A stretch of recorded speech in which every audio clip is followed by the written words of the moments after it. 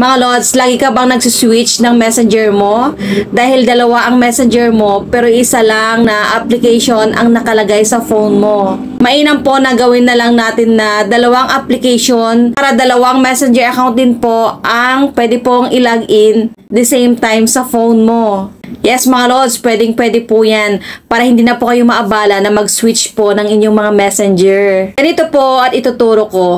Punta po kayo sa settings at i-check nyo po kung meron po kayong apps management. Kapag meron po ay i-click nyo po yan at punta po kayo sa app cloner or dual app po sa ibang phone. Ngayon po ay i-select po natin ang messenger dahil messenger po ang i-clone or i-duplicate po natin. Nakalagay dyan ay create app cloner.